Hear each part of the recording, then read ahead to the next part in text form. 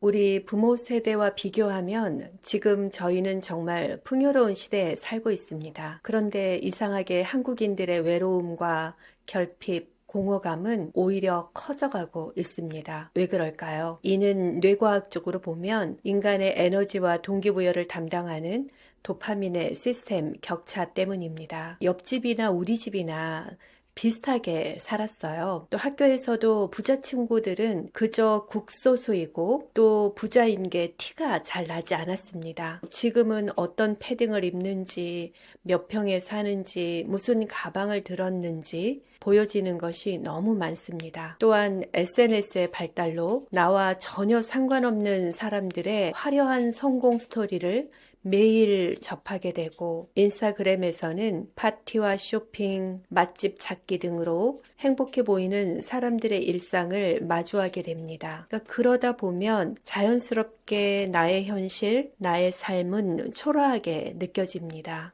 최근 연구에 따르면 SNS 사용이 증가할수록 타인과의 비교가 심화되어 불안, 우울, 외로움이 증가하는 것으로 나타났습니다. 특히 SNS를 단순히 스크롤하면서 보기만 하는 수동적 사용이 늘어날수록 외로움도 비례해서 커진다고 합니다. 결국 예전에는 스타들만 경험했던 무대 뒤의 공허함을 이제는 일반인들도 일상적으로 느끼고 있는 겁니다. 이러한 현상은 단순한 우울함이 아닌 우리 뇌의 도파민 시스템과 깊은 관련이 있습니다. 사실 이러한 도파민 시스템 교란은 우리 모두의 일상에서 일어나고 있는 현상입니다. 유명인들의 극단적인 사례를 통해서 우리 자신의 디지털 생활과 정신 건강 관리에 대한 중요한 통찰을 얻을 수 있습니다. 오늘의 이야기는 결국 스마트폰을 사용하는 모든 현대인들의 이야기이기도 합니다. 이번 영상에서는 왜 유명인들이 특히나 멘탈 관리에 더 어려움을 겪는지, 그리고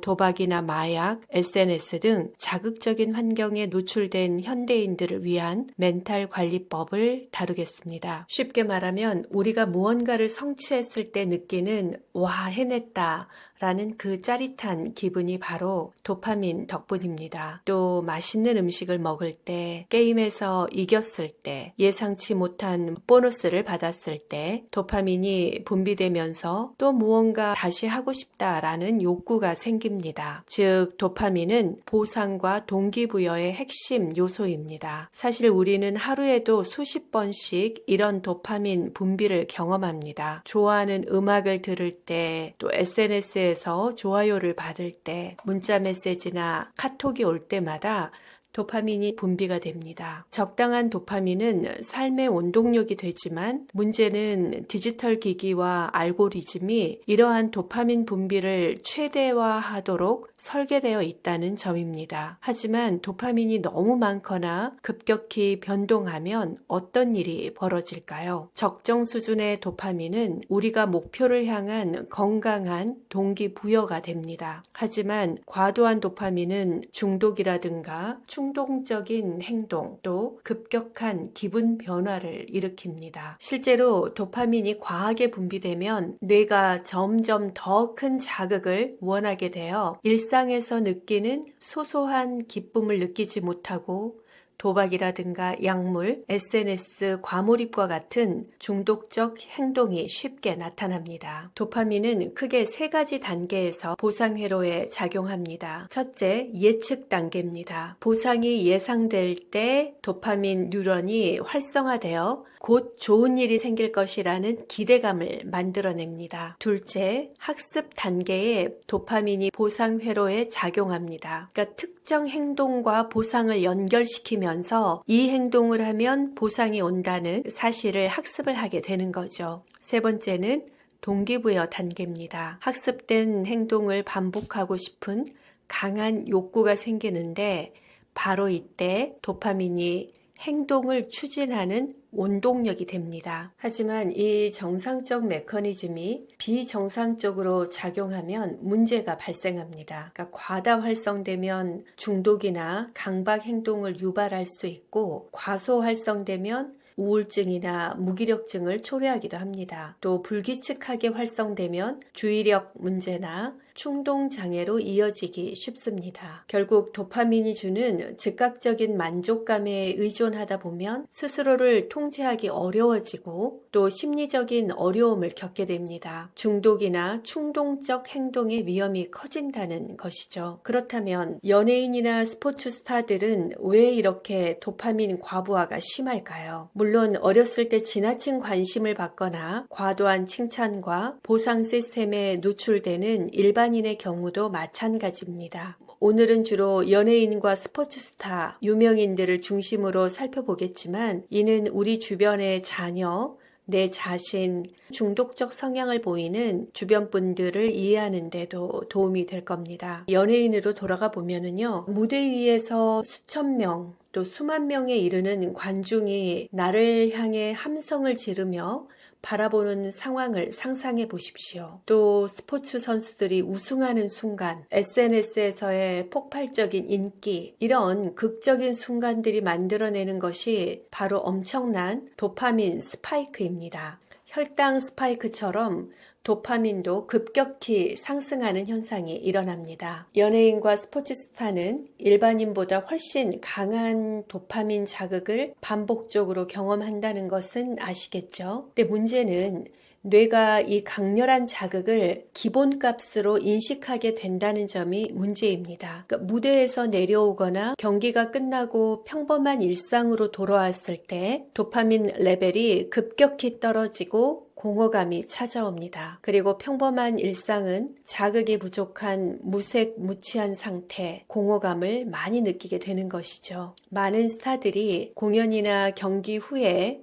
극심한 공허감을 토로하는 인터뷰를 보셨을 겁니다. 연극 무대의 조명이 꺼지고 분장실로 돌아왔을 때의 허탈감, 그리고 가수가 공연이 끝나고 느끼는 공허감, 이렇게 무대 위의 짜릿함이 너무 강하면 일상이 밋밋하게 느껴지고 도파민을 끌어올릴 자극을 본능적으로 찾게 됩니다. 이러한 현상이 반복되면 결국 도파민 피로와 중독의 위험을 초래할 수 있습니다. 그래서 소속사에서 연예인들이나 스포츠 스타들은 멘탈 관리 교육을 해야 합니다. 그러니까 누군가의 아무런 정신적 보호를 받지 못하고 무방비하게 이러한 도파민 과다 활성화 현상을 느끼고 또 일상에서 돌아와서의 느끼는 공허감, 이것의 반복은 사실 어지간한 멘탈이 아니고는 정상적인 멘탈을 유지하기가 정말 힘든 상황입니다. 그러니까 이렇듯 연예계와 스포츠계는 그야말로 극한의 경쟁 환경이잖아요.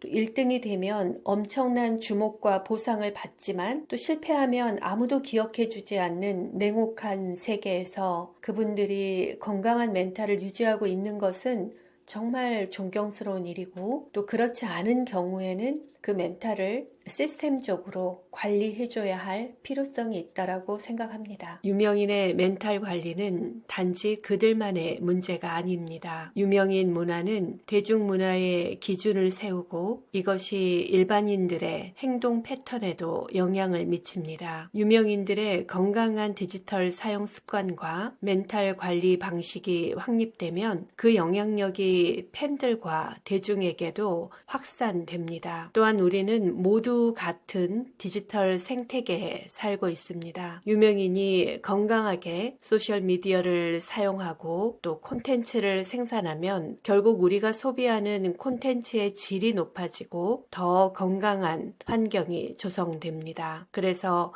유명인의 멘탈 관리 시스템은 우리 모두의 디지털 웰빙을 위한 중요한 출발점입니다. 과거에는 경쟁과 비교의 범위가 학급이나 동네 같은 제한된 환경 내에서 이루어졌습니다. 근데 SNS가 활발해지면서 또 부모님들의 정보력이 압도적으로 높아지면서 우리 청소년들이 느끼는 상대적 박탈감은 어마어마하고 그로 인한 스트레스와 압박감이 도파민 시스템을 과부하 상태에 빠지게 합니다. 쿼츠와 앱스의 연구에 따르면 사람들이 경쟁적 환경에서 인정받고 싶거나 멋진 사람이 되고 싶은 욕구가 커질수록 뇌에서는 도파민이 더 많이 분비되어 보상 추구 행동이 강화된다고 합니다. 그러니까 여기서 또 느낄 수 있는 것은 우리가 적정한 관심은 정말 필요하고 또 존중해주고 하는 것은 중요한데 지나친 경쟁 환경에서 지나치게 주목해주고 인정 욕구를 자극하는 과도한 관심은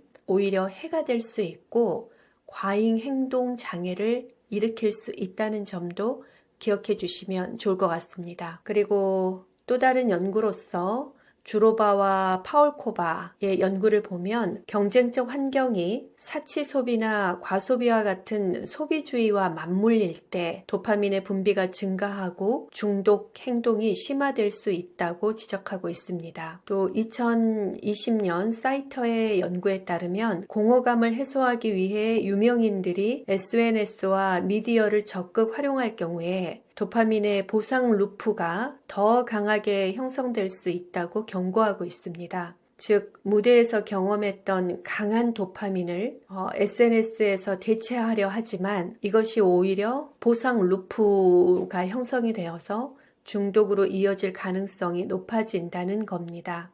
혹시 이런 경험 여러분도 있으시죠? 잠깐 SNS 하려다 1시간 넘게 스크롤하고 있는 나를 발견하기도 하고요. 또 이번에 이길 것 같은데 해서 큰 돈이 아니라고 시작한 스포츠 토토 이런 도박에 계속 베팅하신 적 있으신가요? 한 번만 더 하면 기분이 좋아질 거야 라고 생각하며 약물을 찾게 되는 상황, 이 또한 도파민 과부하에 해당이 됩니다. 중독장애 임상 교과서에 따르면 다양한 직업군 중에서도 특히 연예인과 스포츠스타는 심리적, 사회적 압박이 크기 때문에 도파민 변동의 폭도 크고 그 결과 중독 위험도 더 높아진다고 합니다. 도파민이 정상적으로 작동할 때 우리는 목표를 스스로 설정하고 달성하며 만족감을 느낍니다. 그러나 도파민이 지나치게 분비되면서 뇌의 보상 시스템이 망가지기 쉽습니다. 뇌가 강한 자극에 익숙해지면 평범한 일상에서는 만족감을 느끼기 어려워지고 더 강한 자극을 찾게 됩니다. 결국 보상을 더 크게 얻으려는 욕구가 커지면서 중독적 행동이 나타나게 됩니다. 2018년 윌리엄스의 연구에 따르면 고압적 환경에서 활동하는 개인은 약물의 유혹에 더 쉽게 노출되며 이를 통해서 스트레스를 해소하려는 경향이 있다라고 합니다. 뇌가 약물이 없이는 정상 보상을 느끼지 못하게 되면 도파민 없이는 아무런 기쁨도 느낄 수 없는 그런 상태로 이어질 수 있습니다. 도박 중독 사례도 보겠습니다. 도박은 언제 올지 모른다는 그런 불확실성이 크기 때문에 도파민 분비를 더욱 자극한다고 합니다. 그러니까 한 번 이기면 도파민이 폭발적으로 분비되지만 잃었을 때 허탈감이 커서 계속 베팅하게 된다고 합니다. 또 SNS나 미디어의 중독 상황을 살펴보면 유명인들은 팬들의 실시간 피드백에 특히나 민감하며 이러한 SNS의 반응이 곧바로 도파민 보상으로 연결됩니다. 2020년 사이터의 연구에 따르면 유명인과 상호작용이 대중의 중독적 소비 패턴까지 형성할 수 있다고 분석을 했는데요. 반대로 유명인 본인도 이런 상호작용에서 오는 좋아요와 댓글에 중독될 위험이 있습니다. 또 가이버의 2024년 연구에 따르면 역시 디지털 환경에서의 중독적 행동이 쉽게 확산될 수 있다라고 지적하며 유명인의 온라인 활동이 대중의 신경보상 시스템을 강하게 자극할 수 있다라고 설명하고 있습니다. 앞서 도박 중독을 이야기할 때 불규칙한 보상이 도파민 분비를 더욱 자극한다고 말씀드렸잖아요. 이렇게 도파민은 보상 예측과 깊은 관련이 있습니다. 2019년 브레이먼의 연구에 따르면 도파민 수용체가 과도하게 활성화될 경우 반복적이고 강한 보상을 요구하게 된다고 합니다. 이는 불확실성이 큰 보상, 즉 슬롯 머신이나 SNS 알림처럼 언제 얼마의 보상이 주어질지 모르는 그런 상황에서 더 극적으로 나타납니다. 실제로 도파민 분비량을 살펴보면 일반적인 즐거운 경험은 평상시보다 2배 정도 증가하고 승진이나 시험 합격과 같은 개인적인 성취는 3배에서 4배 정도 증가합니다. 하지만 도박이나 소셜미디어의 불규칙한 보상의 경우 그 이상의 폭발적인 도파민 분비가 일어날 수 있습니다. 그래서 도파민 시스템이 지속적으로 과도하게 자극이 되고 그러다 보면 점점 더 큰 자극을 요구하게 되고 그 결과가 보상으로 이어지지 않으면 불안 증세가 나타나고 이러한 증세가 중독으로 이어지는 가능성이 높아진다는 겁니다. 결국 도파민 과부하는 정신 건강에 큰 영향을 미치게 됩니다. 앞서도 설명드렸듯이 평범한 일상에서 만족감을 느끼기 어려워지는 것은 삶을 굉장히 무기력하게 만듭니다. 우리가 평생 살면서 조명을 받는 시간이 얼마나 되겠습니까? 근데 그 시간 잠깐 조명을 받는 것, 또 사람들의 댓글을 받는 것, 주목을 받는 이러한 것들이 도파민의 회로를 과부하시켜서 평상시에는 우울이나 불안, 충동적 행동이 증가하며 자기 조절 능력이 저하되어서 삶의 균형이 무너지기 쉽습니다. 그렇다면 도파민 중독을 예방하고 과부하를 피하는 방법은 무엇일까요? 이어서 유명인뿐만 아니라 우리 모두가 실천할 수 있는 도파민 균형 전략을 제시해 드리겠습니다. 지금까지 우리는 도파민 과부하의 위험성과 그 영향에 대해서 알아보았는데요. 그렇다면 이 도파민을 건강하게 관리하는 방법은 무엇일까요? 핵심은 도파민을 무조건 억제하기보다는 자연스럽고 지속적인 분비를 유도해야 합니다. 방법은 평범해 보일 수 있지만 객관적인 근거와 연구 데이터를 함께 제시하는 이유가 있습니다. 일상의 작은 실천들이 우리의 정신건강에 미치는 영향이 생각보다 훨씬 크다는 것이 과학적으로 입증되었기 때문입니다. 앞으로 소개해드릴 방법들을 메모하시고 꼭 실천해 보시길 바랍니다. 도파민 관리의 첫 번째 핵심은 규칙적인 운동입니다. 운동 후에 기분이 좋아지는 것은 도파민이 자연스럽게 분비되기 때문인데요. 특히 조깅이나 사이클, 수영과 같은 유산소 운동과 근력 운동을 병행하시면 스트레스 호르몬이 감소하고 뇌의 도파민 시스템을 건강하게 유지할 수 있습니다. 1960년 이후에 발표된 수많은 논문들 중에서 뇌 MRI 영상과 혈액 검사, 혈중 프로락틴 수치 결과를 바탕으로 도파민과 운동의 상관관계를 분석한 과학적인 연구들을 펀메드 데이터베이스에서 체계적으로 검토했습니다. 각 연구의 대상자 수, 실험 디자인, 측정 지표를 비교 분석한 결과 일주일에 2, 3회, 30분에서 1시간 정도의 유산소 운동과 근력 운동을 병행하면 도파민 분비 개선과 함께 심리적인 안정감, 스트레스 해소에 유의미한 효과가 있음이 확인됐습니다. 이런 체계적인 문헌 검토는 단순히 몇몇 연구 결과만을 인용한 것이 아니라 다양한 연구들의 공통된 결론을 종합했다는 점에서 더욱 높은 신뢰도를 갖습니다. 특히 중강도 운동이 도파민 분비에 가장 효과적인데요. 건강한 도파민 관리를 위한 구체적인 운동법은 차후에 별도 영상에서 자세히 한번 다루도록 하겠습니다. 두 번째는 명상과 호흡법입니다. 현대인은 매일 엄청난 자극에 노출됩니다. 또 하루 짧게는 5분에서 10분,